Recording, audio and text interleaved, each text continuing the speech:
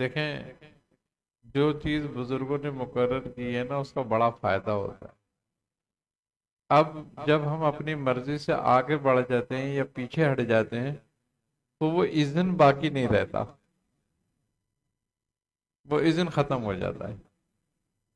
یعنی کہ اگر اذن 11 بار پر ہے اور ہم نے پڑھا 13 مرتبہ، تو ہم نے اذن پہ عمل نہیں کرا، یا ہم نے پڑھ لیا 9 مرتبہ تو ہم نے اذن پہ عمل نہیں کرا۔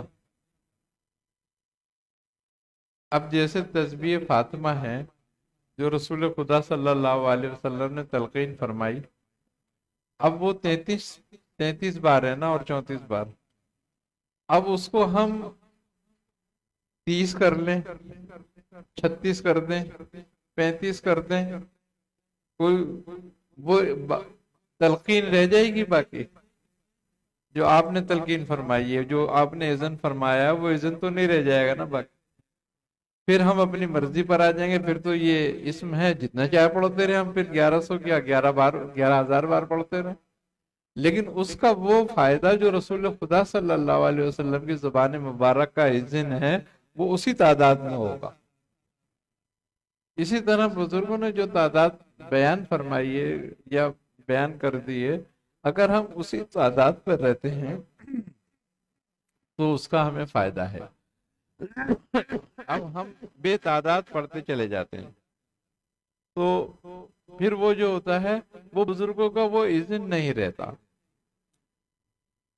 ثواب تو ہے، اس کو جتنا چاہے پڑھا جائے اس کو اس کا ثواب ہوگا، لیکن صرف مقصد ثواب نہیں ہے، کچھ اور فیضلہ برکات کا بھی مقصد ہوتا ہے اس کا۔ تو اس میں ہم جو ہے نا خیال نہیں کرتے، توجہ نہیں کرتے، اس میں ہمیں ضرور توجہ کرنی چاہیے۔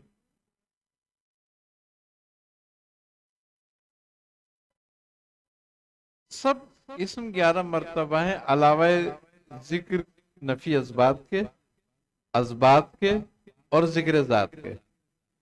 یہ ایسا ہے کہ یہ یہاں تک بات ہے، بزرگ کہتے ہیں یہ تمہاری طاقت پر ہے، جب تک تم طاقت سے گر نہ جاؤ جب تک کرو،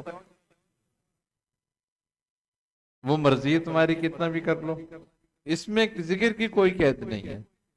جو ذکر ہے نا 3، لا الہ الا اللہ اور اللہ اللہ، ایک نفی اثبات کہلاتا ہے، ایک اثبات کہلاتا ہے، اور ایک ذات کہلاتا ہے ذکر۔ تو لہٰذا اس میں جو ہے نا اس بات کا اگر ہم خیال رکھیں گے نا تو زیادہ فائدہ ہوگا۔